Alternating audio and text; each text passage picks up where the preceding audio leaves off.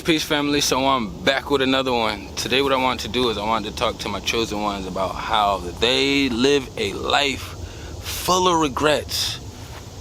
Almost their entire life is full of regrets, you know? Like, there's a difference between living a life full of regrets and then living and learning from your previous past experiences. And a lot of what we do is we live and learn from our past experiences. We use our past as a way of reflecting and coming up with answers and solutions and giving a little bit more meaning to some of the situations and places and things that we've been into and done throughout our life. But once you get to them certain places of your transition, you'll understand that a lot of these beings live in regret.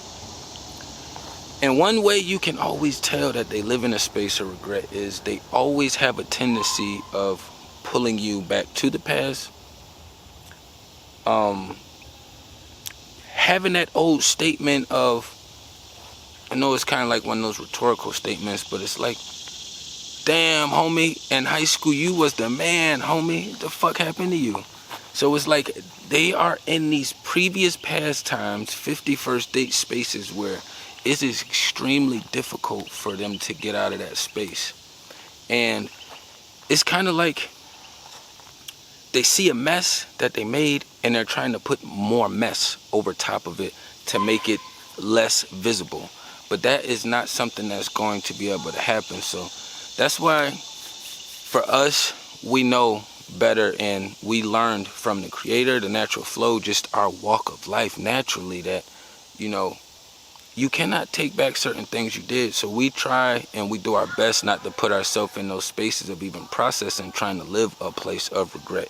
You know what I'm saying? Any people that we dealt with, we don't regret being involved with them because we can all pull out different learning lessons that we learn from these beings. You know what I mean? Any places that we went to that put us in awkward situations, we learn from it. We don't use it as a regretful thing. We know that, okay, now my senses are tuned to these kind of energy frequencies. So anytime I'm around these kind of spaces, I know I have to keep my alerts tuned up a lot higher than I would if I was at a place that wasn't as witchy of a frequency being in it. You know what I mean? So a lot of these people have a hard time moving forward because the demonic playbook holds them in a certain space. So it's kind of like when you have something old, or just say you set something somewhere for a really long time, and then it kind of molds and sticks to that space to where you put it at. Now, I could just use a vase for an example, you know what I'm saying? And just throughout time, you never moved your vase and it sat there. Because of the way it's structured and the material used and it being in that space for a long time, it almost kind of forms to whatever space you have it in. And then if you ever notice, when you go to move old pieces that's been sitting somewhere for a long time, they get kind of stuck.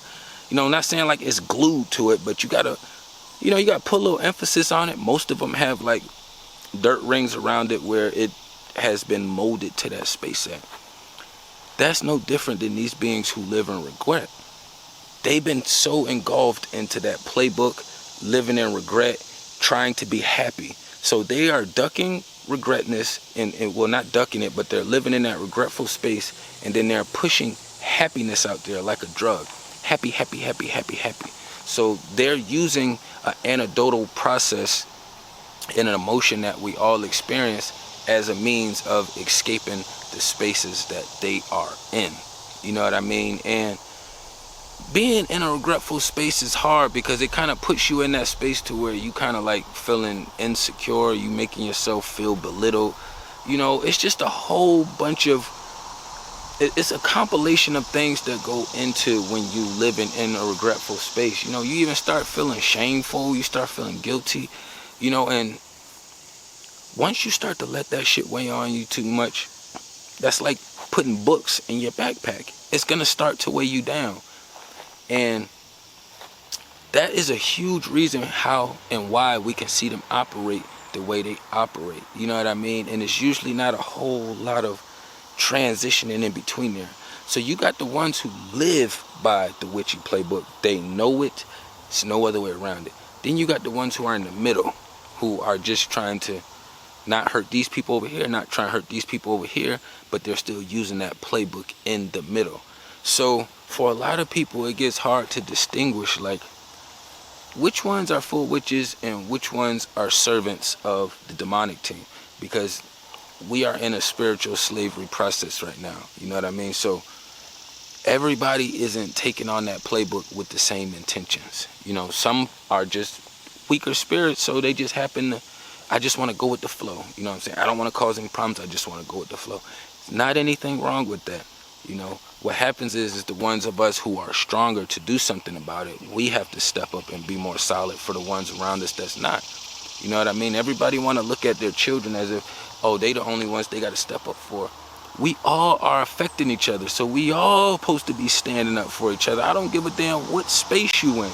We're all supposed to be doing that. You know what I mean? Like, Captain Planet is an exaggerated version, but that's literally one of our roles here as a spiritual being having a human experience. Is we're supposed to look after this realm. We're the most intelligent beings out here, the most able beings out here. You know what I mean? I'm talking about in the physical realm, not their weird version of aliens. You're not going to convince me of something that nobody have seen except usually just mostly white people who live on farms. So you're not going to convince me of aliens. I don't care how much the ancients talk about it.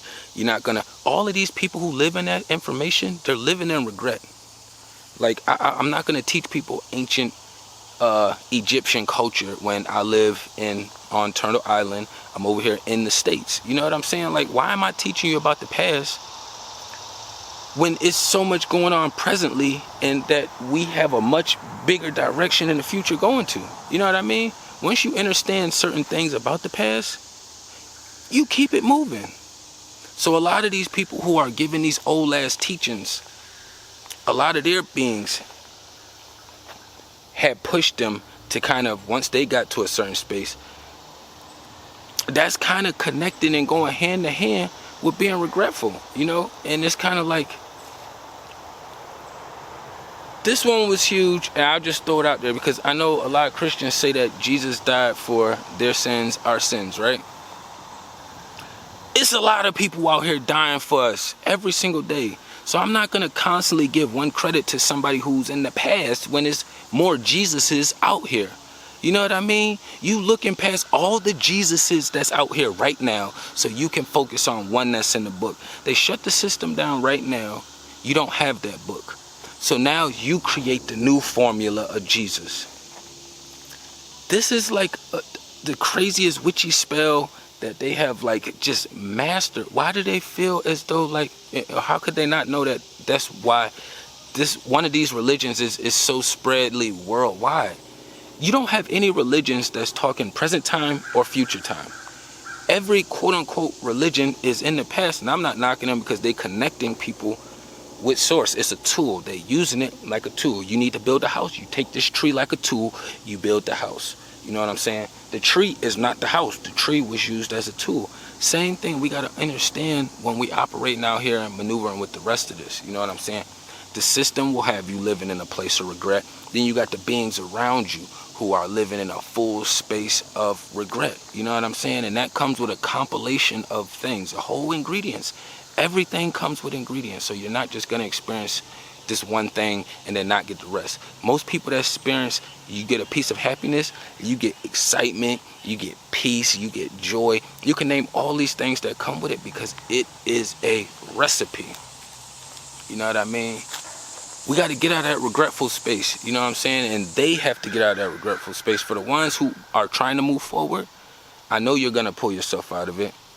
But we do got other beings out here who live in that space. That's where they live at. And it'll be extremely hard to communicate or operate with somebody who's still holding on to King Tut. You know what I'm saying? That King Tut was a different generation. There's another King Tut in this generation. You know what I'm saying? Anybody that's following these religions, translate it from past. Make it present to future. Present to future. All this other hanging on to the past, we can name a bunch of different things where people are living in a regretful space and they're hanging on to things that they shouldn't be hanging on to, and it's causing a lot of weird friction and drama. You know what I mean? But I ain't want to run it up too long, you know what I'm saying? They are in them regretful spaces, and they will pull your ass down if you don't understand what's happening, knowing your energy, frequency, and vibrations, you know what I'm saying? Tapping everything down below. Peace and love to the kings and queens.